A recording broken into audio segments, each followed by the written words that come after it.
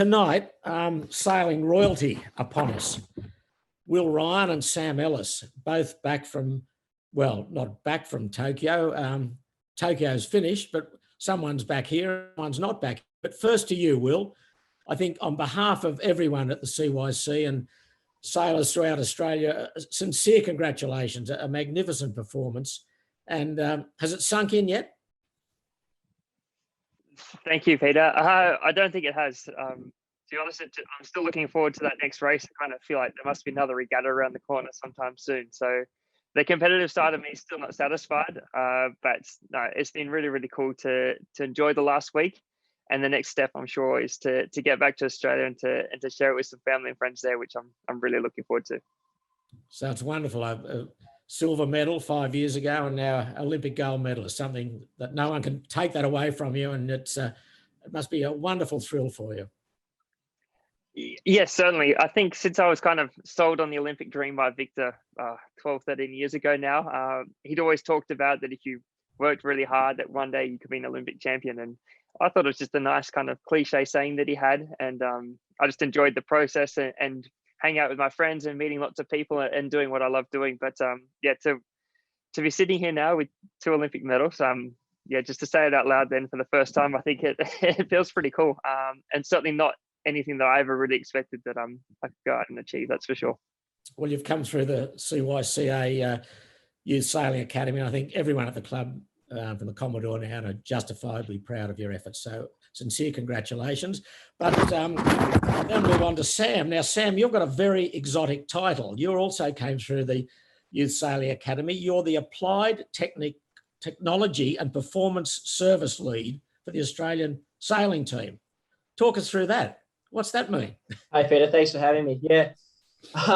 So basically, my role is to help the coaches do any sort of research that they want. I'm in charge of any data acquisition, as well as instrumenting our fleet of, I think we've got about 21 coach boats all throughout the world with the latest tech. So whether that's any environmental analysis or any analysis or data collection of the actual athletes as well. And to prototype new systems to collect data, be it tide, wind, athlete movement, anything like that, even down to helping source the right sort of spec laptops and things like that for the coaches to do all of their debriefings, and as well as a lot of networking between those computers to share the data in real time. So something that we're working on at the moment is being able to see each other's real-time wind and tide measurements while we're out racing. And what's your background that leads you? Oh, yes. I did a sports science degree and I was doing my honours research project with the 49ers. And it just so happened that a position opened up with the teams, and halfway through my honours, and they offered me the job, and I took it, and I've been here for 4 years now. But yeah, it's sort of moved a lot more. It's a combination of the sports science and what we call ghetto engineering, where I'm sort of learning on the fly and sourcing all of that sort of technology, and yeah, trying to develop it to be better than the rest of the teams. Well rewarded with 2 gold medals, that's for sure. But Will and Sam, you've just come out of isolation after 14 days. But Will, you haven't gone through that torture process yet. Where are you at the moment? Yeah, I was really lucky to get on a flight actually across to Europe. So just here enjoying the last bit of summer. I'm in Switzerland at the moment.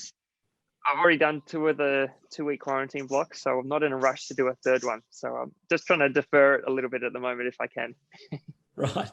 Well, it's a good place to start at the beginning, I guess. Will, sailing, how did that come into your life? For me, my father is a rugby union player. So I think since birth, I've always been signed up to be a rugby player. For anyone that's met will know that I'm not quite the right size for rugby. So I was really fortunate that it was actually my grandfather, John Pesher. And he was the one that introduced me to the sport. And I think probably developed my love for the sport. Like I always have good memories of going out on the boat with him and enjoying it, and being with nice people. And I think that's kind of what's led me the way I've gone down my sailing pathway. I want to make sure I always enjoy the sport because that's what it started off as. And I've been really lucky to sail with some great people along the way. So I think that's kind of where the passion came from.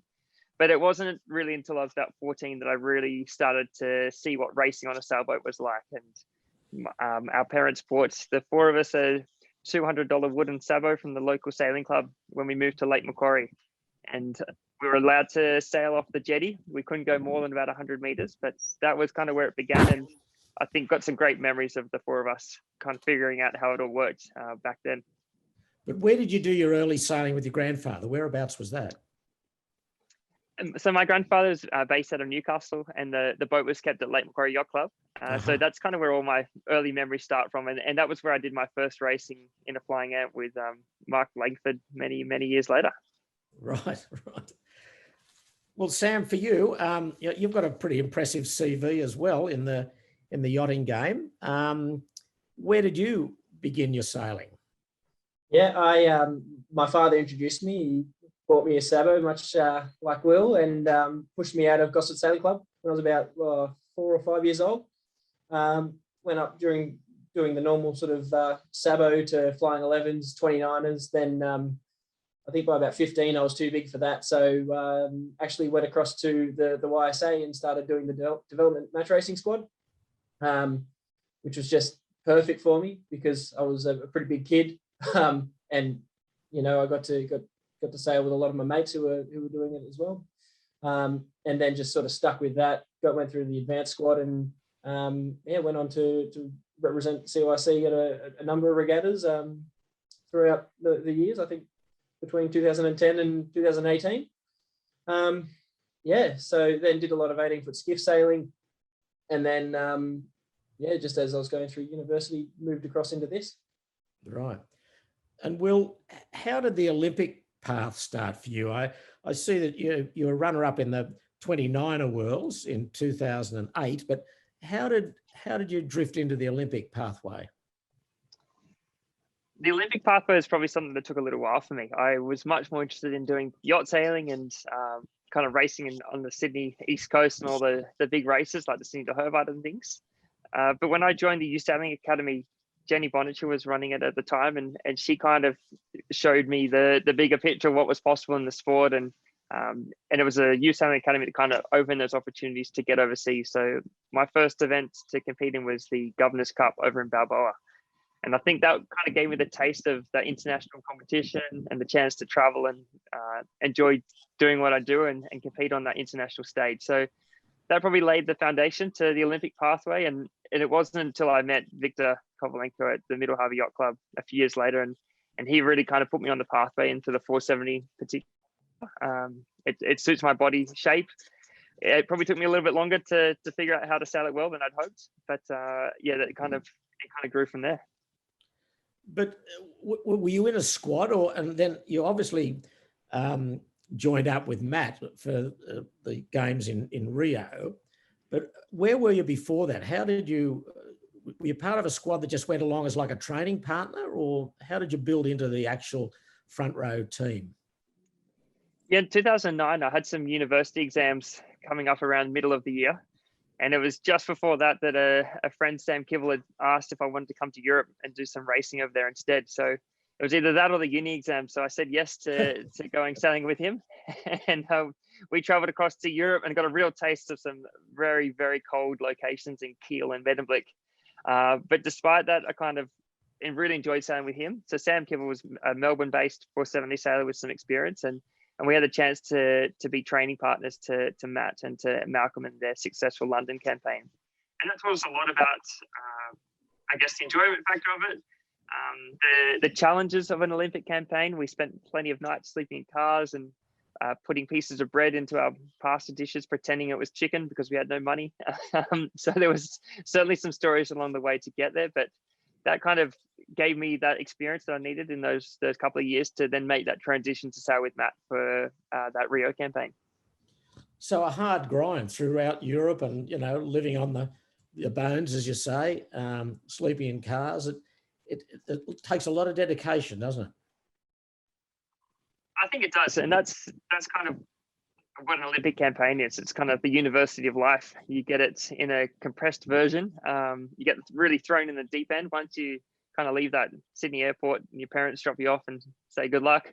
You don't really know how to budget your own money and what challenges might come your way in that next little while. So I feel really fortunate, and it's been fantastic that two of my sisters, Sasha and Jamie, have been able to follow into that pathway to do that bit of an Olympic campaign and to get that experience. And I think it's something that you can never really replicate in another aspect of life. It's kind of my opinion. And it really probably makes you unique in a way that you've got this different experience and a different perspective. You can be resilient when you need to be. You learn to integrate with a lot of different people, take on the challenges of different languages in different countries. And I think that's something that we did really well actually in the whole Australian sailing team. And particularly Sam and his role was just to be adaptable and to kind of keep being progressive and making that next step forwards. And that's exactly what Olympic campaign kind of teaches you. Mm. Sam, how did you transcend from the sailing side into the technical side, if I could call it that? How and when did that happen? Yeah, I think it started to happen just before university, when I sort of ran out of money to be able to do my own sailing. So I decided to go to university and tried. I guess I asked myself, how can I still make an impact at the top level? And so I thought the best pathway through that would be to do a sports science degree. And it just so happened, as a matter of luck, that on my first lecture, my lecturer was doing his PhD with Michael Blackburn, and that was my in with the sailing team, with the Olympic team. So I went and did a few placements, or just went and volunteered with the team, and eventually did my honors degree, doing my research project with the 49ers, and then then got offered the job halfway through that, and haven't looked back. And was Tokyo the first games you went to, or did you go to Rio? Yeah. No, I came in 2017, so just after Rio, about November 2017. So this is a full-time position for you? Absolutely, yes. Absolutely, yeah, terrific. Yeah. Okay. Well, back to you, Will. I see that you did a Hobart race in 2006. Is that right? I did. Yeah, that was my first season at Hobart. Was the 2006 race. It was fantastic. Got to sail downwind all the way from the start line to South Head, and it was upwind the rest of the way. What boat were you on? I was on a Sydney 47 called What's Next, and it was an initiative by Graham Wood. Billy Sykes to work alongside some people from challenging backgrounds from a school out in Blacktown. Right. And that was an opportunity that came through the Youth Sailing Academy. I can remember being on Blue Moon, my grandfather's yacht, sailing on the lake with some friends, and I got a call from Jenny Bonniger, and I ducked downstairs, and she kind of started talking about this opportunity to go to Hobart, and I just remember the smile starting on my face. It's like, this is something that is one of those things that needs to be ticked off the list to experience. And it was a memorable race. I probably didn't contribute very much on the boat. I was definitely not very experienced at the time, but it was a huge sense of accomplishment, and for me to get to do that, and something I'm really grateful for, because I think that kind of helped pave that way forward. So it gives you a little bit of confidence to carry forward into the next one. And following that, I got to do some great East Coast racing aboard Wild Thing with Jeff and Pip Lavis and a number of other CYC members. So it was really the first stepping stone into what is now my life, which is pretty cool. Well, you're lucky you weren't bored 4 days later, because you've been ineligible to go. You were 18 years and 3 days old when you did that race. Yeah, I was pretty lucky. I just scraped in, so maybe I was a bit of a media hype. But I got a bottle of rum for my birthday, which I still have. So it was a pretty good day. Yeah, good. But how Matt Belcher won gold in 2012 with Malcolm Page, and then Malcolm stood down, and then you came into that program. How did that transpire with Matt, to come in with Matt as crew? I think the mastermind behind a lot of that transition, and probably the success of the 470 class in Australia, has been because of our coach, Victor. he probably met me, kind of saw something that I didn't see in myself at the time. And I think he started to pave the way for that transition process. So when I look back on it, there were plenty of little testing moments that he put me through in those years, probably just to see what I was made of, and to push me towards challenging myself to be a better person. And then eventually was rewarded with that opportunity. Matt's an incredible athlete, and for him it took 12 years to get to the London Olympic Games, and he was successful in his first attempt, which says a lot about his character. So to jump in the boat with him, to have that opportunity, I was hugely fortunate. And although it was challenging, because Malcolm certainly left some big shoes to fill, I think I had the mindset always that I just had to try and do it my own way. So we wanted to kind of create sailing of what the future would be. That was our goal when we started sailing together, Matt and I. And I think we did kind of follow our plan in that regards, and certainly some challenges along the way, but it was a really enjoyable 9 years when I look back on it now. So when you first joined up with Matt Belcher, and your Rio was a long way forward then, it was 3 or 4 years out, did that mean every Australian winter you were overseas campaigning, working hard with the boat and doing as many races as you could? Is that how the Olympic pathway takes you, or where it takes you? I think as sailors from Australia, that's certainly the best approach. I think the more racing you can do, that generally develops the skills and builds that confidence, kind of sets you a bit of your psychological confidence level of where you are in the fleet. So every year since 2009, we've traveled overseas to compete in virtually as many 470 class events as we could, as well as other sailing events, just to try to broaden that experience range, take on the new opportunities, and try to kind of collate new experiences from other classes of boats that we could bring back to our class. So last year was the first year that we didn't go overseas for that entire winter campaign. We went across in March, and we're actually one day from our World Championship when the event got cancelled and we got sent home because of COVID. So this last year's certainly been challenging, because suddenly we were faced with the prospect of going to the Olympic Games with having not raced for almost 2 years, which as we all know as sailors, it takes a little while to get the rust out, so it can be pretty challenging. And when do you know that you're the team to be selected to represent Australia in that class? I mean, the class has got to get selected first, hasn't it? And then the individuals after that. Is that the process? Exactly. The sailing's a bit of a complicated one, that you have to actually qualify your country first for a position within the quota limits. So within the 470 men, there's only 19 entries. And that's also dictated by continental qualifiers as well. So if you're within Europe or within the Oceania region, you are eligible for one spot amongst your compatriots in that region. So that was the first step, was to qualify Australia for an entry spot for the Olympics. The next is to then be the best Australian team, because there's only one team per division that can compete at the Olympics. And then for the Australian sailing team, we've had quite strict criteria in the past that we need to be potential to be a top 6 at the Olympic Games for us to be eligible for sent. So I think this year you would have seen that Australia didn't unfortunately have any windsurfers meet the criteria, and that was why we had a slightly smaller team than we'd ideally have. But I think the broader plan is to hopefully keep developing those board skills in Australia. There's 4 medals up for grabs now at the next Olympics, so hopefully we can have some athletes come through in those divisions and go from there.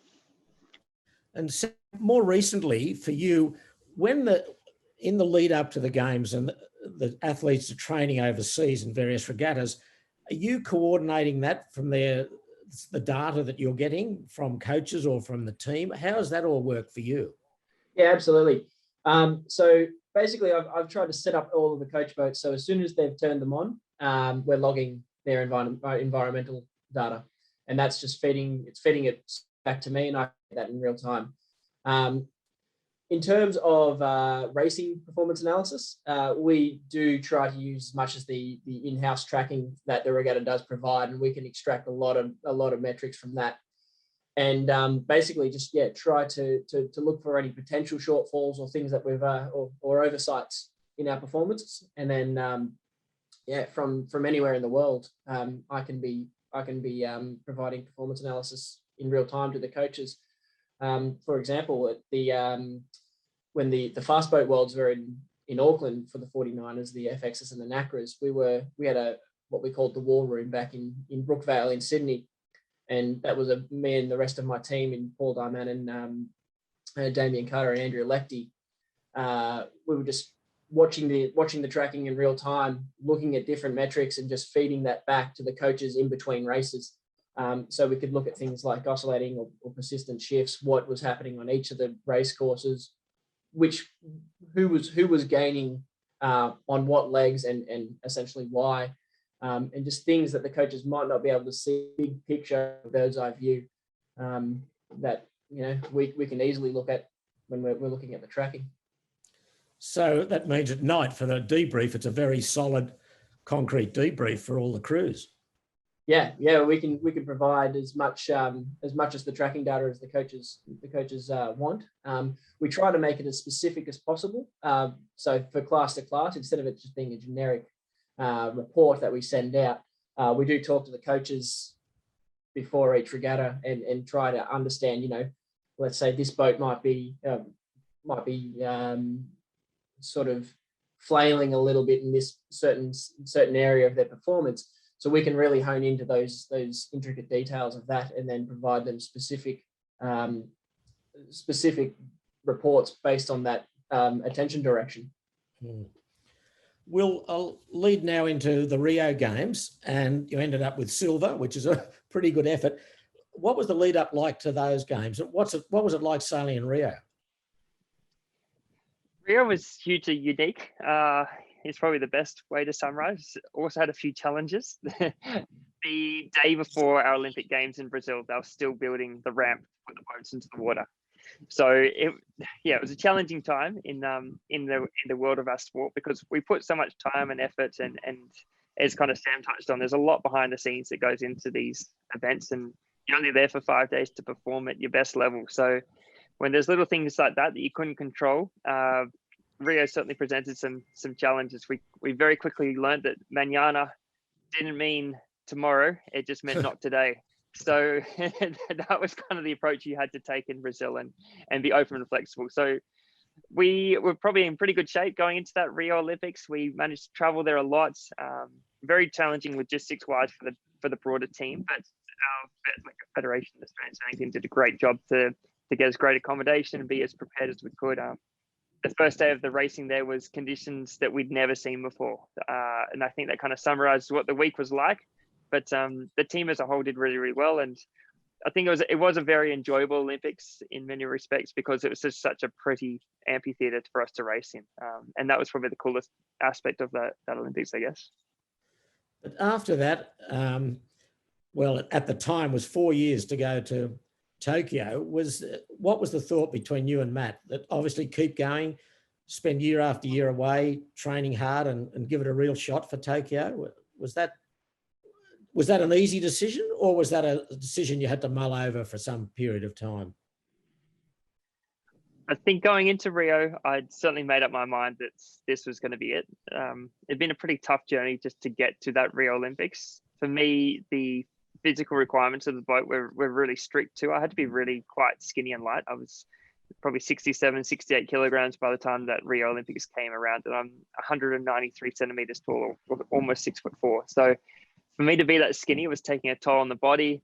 I was probably looking forward to that next challenge, and the 470 is very all-encompassing, and it always has been traditionally that it didn't really allow many opportunities to sail other boats. So I think coming into the Rio, I probably made up my mind that I'd have. The event, although we came away with a really cool piece of metal as a paperweight, wasn't the event that we were looking for. And that was the toughest part for us to swallow from that Olympics. The performance that we put down wasn't the best performance that we could do. Whether it was good enough to win or not, you never know. But when you're working really hard, you want to be able to perform under the pressure, and that's what counts. So when we didn't quite achieve what we wanted to in Rio, I was certainly pretty disappointed and a bit sad at the time. But I think a little bit inside of me kind of knew that I was never going to be really content until I could be on that top spot. I kind of felt that Matt and Victor really wanted to continue, and I knew I'd be really envious of anyone else that ever got to sail with them if it wasn't going to be me. So they actually approached me before we'd even got to the closing ceremony of the Rio Olympics. The two of them sat me down at the table in the food hall gave me a piece of pizza, and I think that was persuasive enough for me to kind of consider it. And yeah, it kind of went from there. And what was really nice about the second campaign compared to the first one, I guess, is that for Matt and I, we took a lot more ownership of that second campaign. We had a new experience together through those 4 years of the Rio, and kind of how we wanted to get the best out of ourselves for Tokyo. So we kind of set out with a slightly different approach for this Tokyo Olympics. It was much more centered around Matt, with some family time at the Gold Coast. So a little bit more travel for me in that respect. But at the same time, Matt gave me the freedom to do a lot more other sailing. And that was something that I really appreciated. And it's actually why I enjoy the sport. So had some great opportunities to go and join the TP52 circuit in the European Med circuit, do the World Match Racing Tour events with Ian Williams and his GAC team. And I think just little things like that really helped Matt and I to become a better team, become more unified, to get to know each other better and what worked for each other under those pressure moments. And with a year delay extra for Tokyo, I think that really, really helped us in that final year to kind of stay focused and to stay on task and get what we wanted from the big event. And you mentioned Victor Kovalenko, the coach, who has delivered such wonderful results for Australia. Was he with you the whole time, or did you do regattas without him and he was giving you feedback remotely, or how did that work with Victor? Through the first probably 8 years of my sailing, I think I barely had a day in the 470 without Victor about 6 meters behind our boat. He likes to give a nice close touch on you, and I think that's what really pushes you to be as good as you can, because you know when he's right there, he's watching, and he'll pick up anything you're not doing correct. So it's always great having him right there, because he does bring so much confidence to the team. He knows the boat so well, and he really is just such a skill in being able to make our boats go fast. So I think Victor kind of helped develop in us those skills to make the boats go fast, and then he gave us a bit of that freedom to go out and do some other racing to kind of hone that next part of the skill to bring back to it. And I think it was probably a transition as much for him as it was for us as athletes, for him to sit at home and not come to some of those regattas. But ultimately, it meant that the three of us could, well, actually 4 of us in the end, because we were joined by Ian Murray, which is fantastic. But the 4 of us could kind of collate that experience that we gathered individually to bring it back collectively, and I think made us stronger as a package. So the first event that we did in earlier this year in Vila Moura in Portugal was the first 470 event that we didn't have Victor with us. But he was certainly following us all the way and giving us his 2 cents every day through those tools that Sam touched on before. So Sam, Victor was at home, the boys were over in Portugal, so he can give a full analysis for a debrief. That's how the system was so sophisticated? Yeah, so we can give Victor any of the data, as long as the regatta is tracked by some means. Obviously, we can't instrument our boats with whatever we like whilst the guys are racing, so we do have to rely on the event providing some sort of GPS tracking. When they're in training, we can put whatever we want on the boats. But for that example, those guys are over in Vila Moura training. They're being tracked by, I think, the SAP platform. And so we're feeding Victor data for whatever he requests in real time while it's happening. In fact, I think there was a couple of instances where he was coming in, well, he would come into the research facility in Brookvale and sit with me, and we'd just go through hours of racing. And on that, we're also we're comparing that with their past performances, and seeing if they're tracking in the right direction or in certain areas and in certain aspects of each of their skills.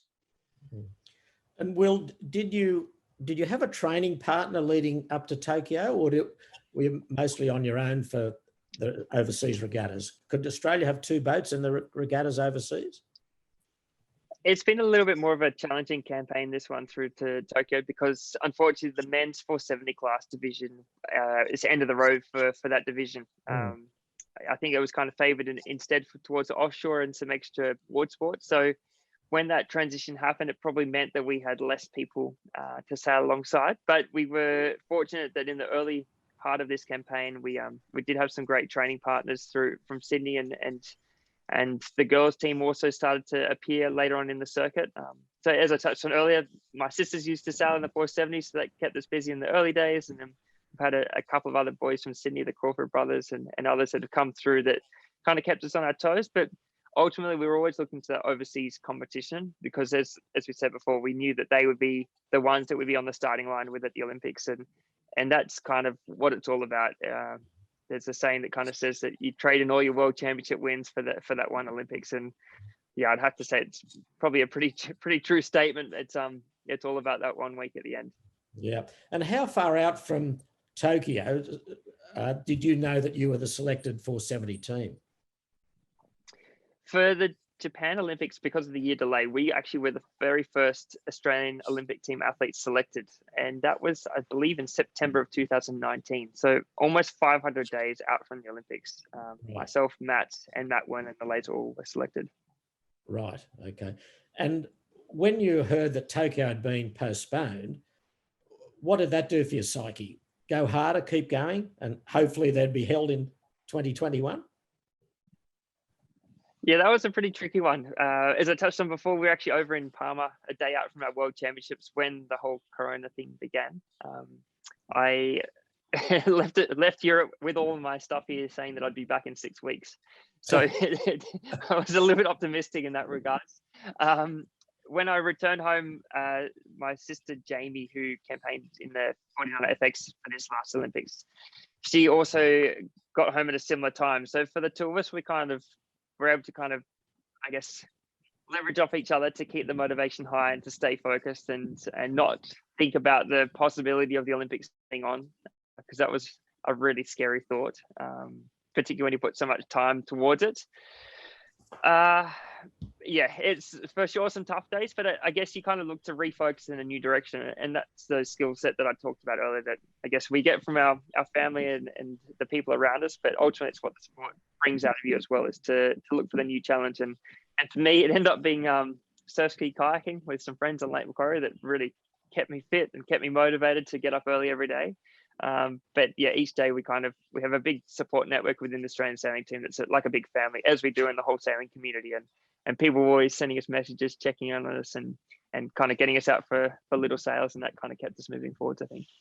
Well, one of the questions been asked, and you touched on it before, without the usual pre-Olympic build-up, how did you take such good form into Tokyo? Did you know were you fast or slow? Did you go in with a lot of confidence, or was a lot of nerves, or a bit of everything? For the Japan Olympics, I think I felt relatively calm going into it. For sure, nervous. I think you always are. And as an athlete looking to perform, I'm always putting the most pressure upon myself more than anyone ever puts on me. So, yeah, coming into it, we had a pretty tough event when we went across to Europe in May. Some of the equipment we had on our boat was a little bit questionable. But having said that, we went into the Olympics with a mast that we'd never even done a regatta with. So I feel like at the end of it, it wasn't the equipment that we were doubting or concerned about. It was more about us being able to take those right decisions under pressure and to be able to work in sync for Matt and I. But we had a really nice lead in the last probably 2 months. We were racing really well. We were kind of developing some new little skills that we thought could make the difference. And I think just that mindset on board and with the great network we had, like we had Ian Murray and Victor Kovalenko sitting in an inflatable boat next to us on the starting line. So I don't think we could ask for too bigger, better people to give us that confidence that we needed for the race day. And as Sam mentioned too, like we knew we had a great team in the broader sailing network, whether it was back in Sydney analysing the races or on shore for physio support and stuff like that. And I think that really helped us to know that at the end of it, there were going to be a lot of people behind us to get the best out of ourselves. And then it kind of began to go away, and it was pretty nice after that. Yeah.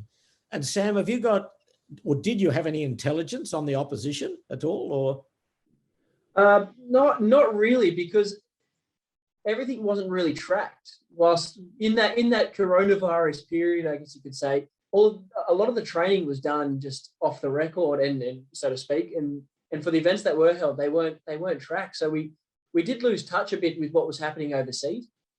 But what we were able to do is, because we were isolated, we had to adapt and try to sort of make ourselves our own training partners and just use our baseline data that we've had for so long and compare against that. And, you know, Matt and Will and everyone in the team is really, really quite good at just being able to identify their weaknesses and then work off their baselines to improve each day.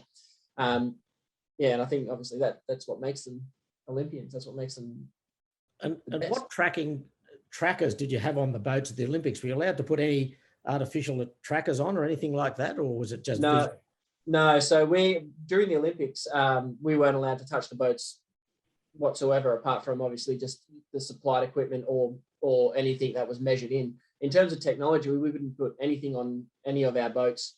But SAP Analytics put trackers on each of the coach boats and made that available for everybody to see, and that's what was broadcast as well. And yeah, if you look at that tool, is quite a powerful tool if you know your way around and get into the nitty gritty of it.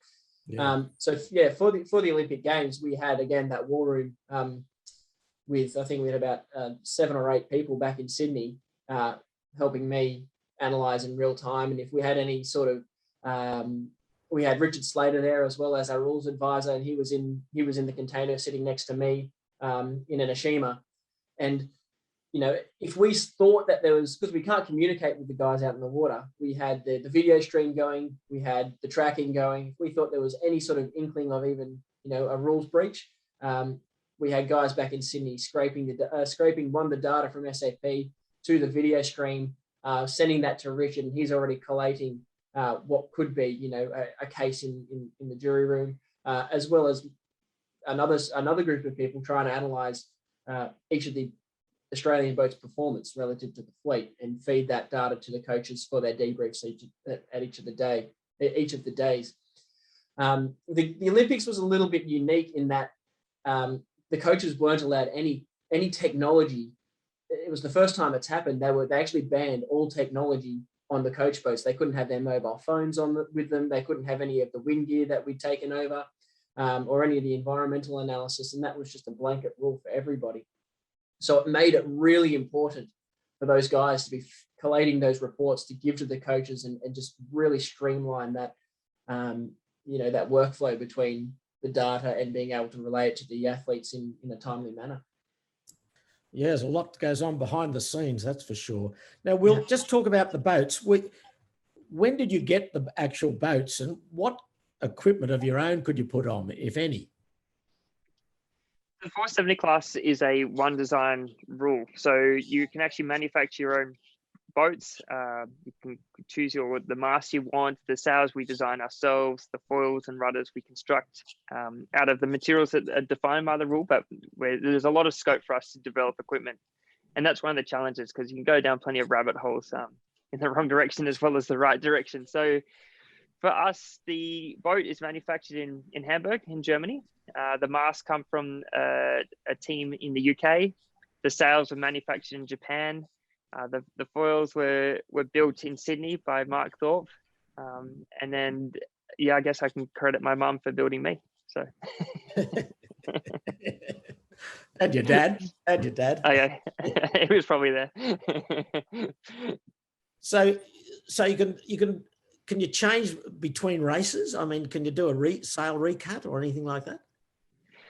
We can. We spent most of that COVID period. That was one thing for us that was pretty unique. We planned out a 4-year campaign when we finished Rio, and it was in high levels of details, to be honest. Like we knew every kind of event we wanted to go to, what events we wanted to test equipment at, which ones we wanted to put our best foot forwards. The other ones, not quite sandbagging, but we wanted to have the opportunity to test something, because it's hard to go and perform at every event and not have that chance to kind of learn as well. So it's a mindset that you have to be able to pinpoint to certain moments in the campaign, just so that you don't lose your confidence if you have one bad result. You have the understanding to know why it happened, and to carry forward those lessons. So yes, you can do recuts between events. When you start a sailing event, it's that one set of sails that you must use for the entire duration of that event. So we go to great lengths to be really protective of those sails between the races and on shore.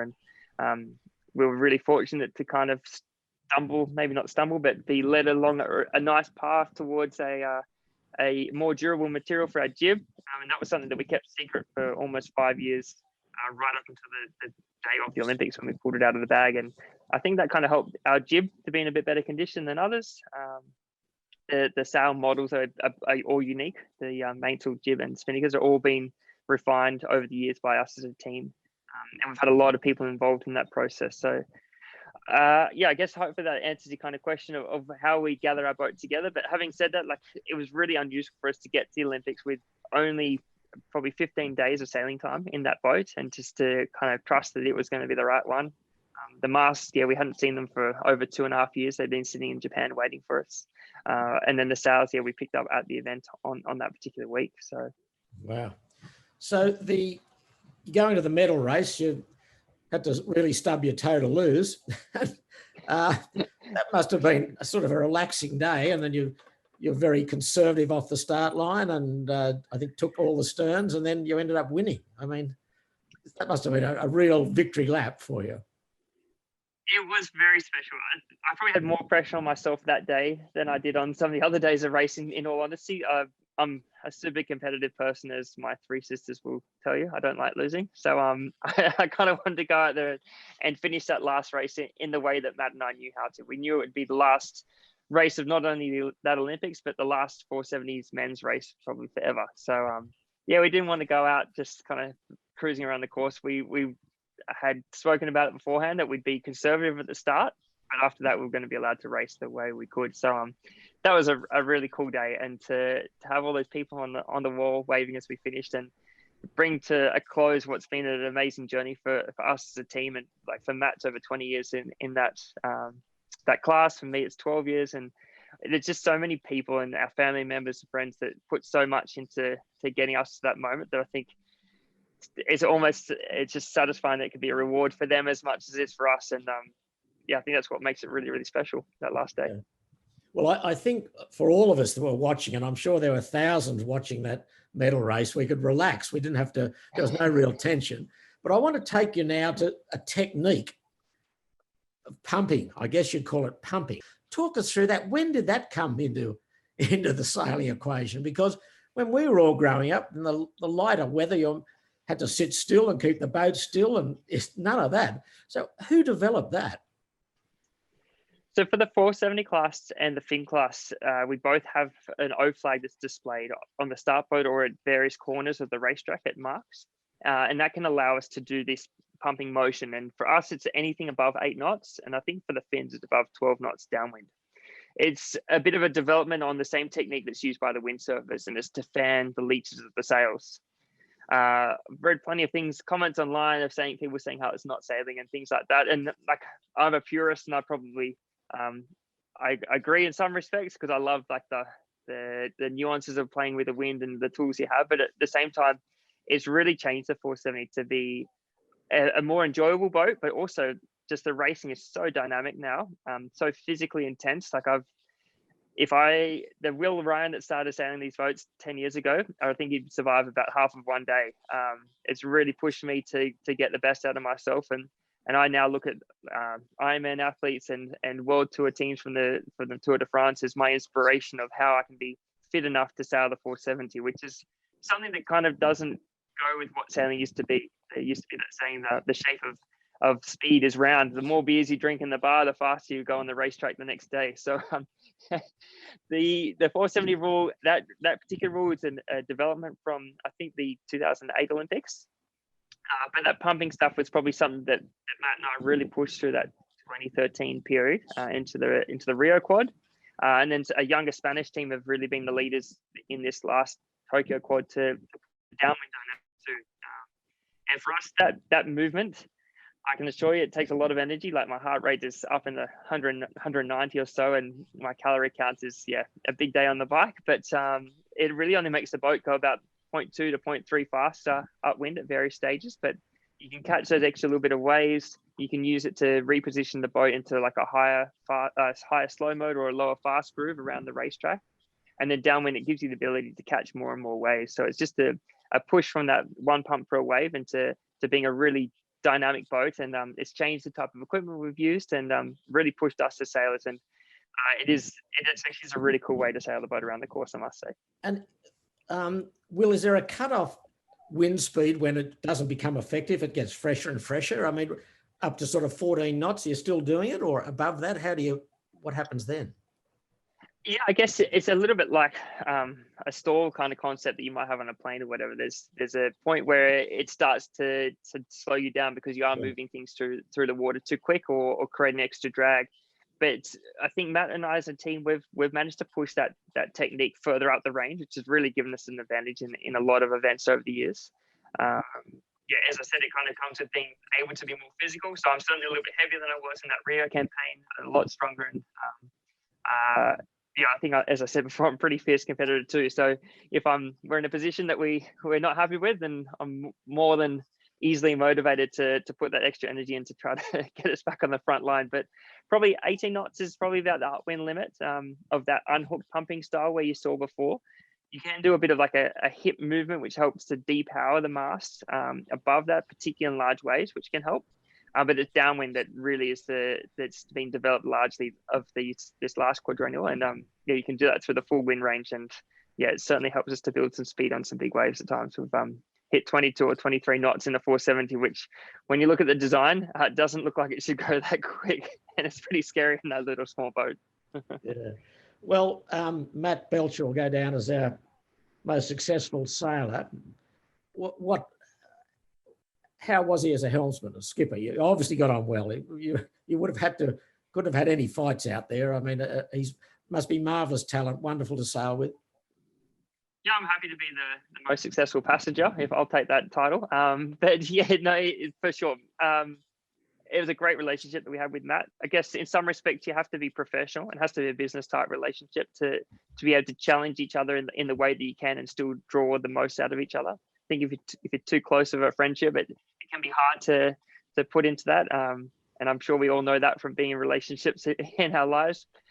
Probably what makes him unique is that he is really consistent. Like every day, he just has that ability to go out and perform. Incredibly driven and very passionate. He and Victor alike both love the 470. I love the game and I love the sport, whereas those two love the 470. And it's cool to be a part of that because you just watch them. Their minds always ticking with how to make things better and more simple and faster. And I think just the network of relationships that Matt has around him over those 20 years that we touched on before. Like it's his father-in-law that actually builds our boats in Hamburg. He campaigned alongside his wife for the London campaign, and it's been part of his life. And I think that's where the motivation comes from for me in that respect, that I'm just trying to keep up with him. But hopefully I've raised the bar that he's trying to keep up with me too. And I think we're competitive people, as we said, and we challenge each other each day. So no, it's a cool relationship that Matt and I have. And I hope that we can find some future sailing to do together in going forwards for sure. Well, he's left a wonderful legacy. Sam, we're getting towards the end. It's been fantastic to have you both. But Sam, what's the future for you? You stick with the Australian sailing program now and leading into 3 years' time for Paris. Is that how that goes for you? Yeah, absolutely. We've done a lot, obviously, in the last 4 years, and we're in a really good position now to really capitalise on all the work we've done as a team, especially in the tech space. So I'm more motivated than I've ever been before to get stuck into Paris. And yeah, we don't have as long a lead up with this one. We've only got 3 years, and but yeah, we've got some really cool projects with a lot of the classes that have come out of these games, and learned a lot of lessons. And for me, yeah, I'm absolutely planning on going again. It was an unreal experience, and I can't tell you how much I've learned myself personally, and getting to work with people like Will, Matt, Victor, Ian, Michael Blackburn, Darren Bundock, all the coaching staff, and all these athletes, who are heroes of our sport. For me, it's just a dream come true, and I'd be silly not to go again. So you cover all classes. There's not specific classes you work with. You cover all the classes. Absolutely, yeah. So I work with everybody. And we've got obviously a couple of new classes coming in for 2024. So we've got the foiling windsurfer and also the kiteboards. So that's going to be also an awesome challenge as well. New dimension, and a lot of the sailing in the future is going to be foiling, and to actually get my teeth sunk into that and learn a lot about it, and see if we can become one of the best countries in the world at it, that's Yeah. going to be a good experience. Well, back to you. Final couple of questions. We've got a future Olympian, I think, young Henry. He's 10 years of age, and he's asked a couple of questions. He said, "Couldn't you please show us your medal?" Do you have it with you? I could do that. I dug it out of my bag to show it to Henry. I haven't shown it to my mum yet, Henry, so you can see it before she does. But here she is. There you go, Henry. So on the front, you have the goddess Nike, like all the Olympic medals in the Pantheon in Greece, with the particular Olympiad at the top. On the back, you have the local symbol of whatever Olympic Games it was that you competed in. And across the bottom, they engraved the division of the event that you competed in, which for us was the men's 2-person dinghy 470. So almost half a kilogram. It's pretty heavy and pretty special, that's for sure. Wonderful. Well, there you go, Henry. Who knows? In 20 years, you might, well, less, you might be winning one of those yourselves. And he asked the final question, what's it feel like to be an Olympian? That's an excellent question. You feel probably the same, particularly initially. But over time, you begin to realize that you're part of a really special group of people. There's very few people that get to go to the Olympics for any country, let alone Australia. For us to be part of the sailing team and to go and represent, you know that you're in a really unique bunch. And so it is very special, and it takes some time to sink in. But at the opening ceremony of the Olympics, the opening uniform that the team give you, they give you a blazer, and engraved on the inside of the blazer is the names of all the Olympians that have come before us from Australia and won gold medals. And when you read the names inside that and you recognize a few of the names, it really makes you appreciate how special it is to get that chance to go and compete for your nation and to try and push yourself to new levels of performance. So for me, that's probably like the most rewarding part of it. But at the same time, it's really special just to get to share it with a lot of people along the journey. Like I was really hugely fortunate that my sister Jamie was at both the Rio and the Tokyo Olympics alongside. There's no way that I could ever have done it without the rest of my family. I've got 3 younger sisters, and Sasha and Elise, and my parents and grandfather, and the family and friends, even just in our local community. The send-off that we had from Toronto was so special, and you just know that you're kind of taking all those people along with you on your journey. And I think that's actually the coolest part, and it feels a bit overwhelming at first, but when you meet people later in life and they tell you the little bits of the snippets of the stories of what they remember doing and bits and pieces while you were either learning or getting to where you were trying to get to, I think that's what makes it really special. Wonderful. Well, here's a cheeky question from the Hulian team. Probably Crackers and his mad mates. What lessons from sailing with us on Hulian have helped you win an Olympic gold medal? Just say none. Just say none. I don't know about on-water lessons, but plenty of offshore lessons, that's for sure. No, exactly. The Hulian team is one of those great groups of people that, we have a great time sailing together and trying to push the limits of the campaign that we were fortunate enough that Marcus Blackmore allowed us to put together. But the onshore camaraderie, like they're the bit that you carry forward into the rest of your life. And we had a great time with that crew, and I look forward to hopefully getting back and doing some racing with them again soon. Yeah, they're a great bunch and brilliantly led by Marcus, who's been a great benefactor for Australian sailing, no doubt about that. Well, Will, a final question. Olympics, Paris, yes or no?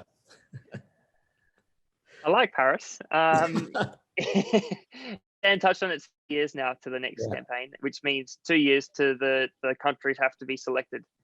For me personally, it's going to be pretty challenging to make that transition into another class. I think we know it better in most sailing how it is hard to jump from one boat to the other. But if you use the athletics, it's like trying to get a 100-meter sprinter to then go and do a marathon or to go do the high jump or something like that. So certainly some new skills I'd have to learn. But I've been out on a little foiling board here this morning, just alongside the lake here. So practicing some new skills, and you never know if I can find the right opportunity. I certainly wouldn't say no. I love the competition and the draw factor of it is there. but having said that, it's probably about time I grow up and get a real job. So I'm sure my mum will be happy to hear that as well. You mentioned your sister Jamie, who's a dual Olympian. What, 470, a male, female? Could you say with your sister? Would it work or not? I think the problem for Jamie and I is that we're both crews. Right. I don't know who would steer. Maybe we do one tack each, but we did do a little bit of sailing together in COVID last year when we were locked into being only able to do sport with someone from our same household. But I have sailed actually with my sister Sasha, and we've won some more sailing events in the past. It's probably one of the earlier mixed crews. So I won't say never, but yeah, you never know where it might go. Great. Finally, are you the only second lot of siblings to have represented Australia in Olympic sailing? Possibly, actually. I'm not really sure. It was really cool. The Phillips brothers from Melbourne were there campaigning together this year in the 49er, and their parents must be immensely proud of them. That's for sure. But yeah, it's really cool to I neglected them, of course, but I meant prior to that. Do you know who the first siblings were to sail at the Olympics for Australia? No. Would you like to know? Please. They both won gold medals in different classes. Really? There you 1972 at Munich in the star class. John Anderson was the forward hand for David Forbes when they won Olympic gold. And his identical twin brother, Tom, sailed with John Cuneo when they won the Dragon gold medal. There we go. Well, Jamie's got a bit of pressure on her then. She's got to catch up. That's right. That's right. All right. Well, look, terrific. Sam, to you, go well. Continue to go well. I think you're one of those backroom boys that have really given great success to our Australian team. I mean, at Britain were the only team that beat us. The USA, they won, I think, one bronze medal in the last 3 games. We're right on top of our game. Congratulations to you, and as I say, all the team from behind the scenes that we don't really see. And to you, Will, good luck. You've got the Moth Worlds coming up in the end of the week, I think, in Lake Garda. So I'm sure you'll enjoy that. You can go very relaxed into that and put the medal around your neck as you go along, and people wave to you.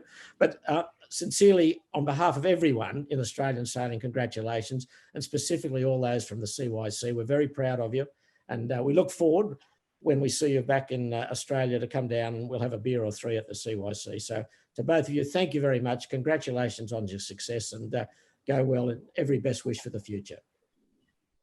Thanks very much, Peter. Thank you. Thank you, Peter, and thanks to the CYC.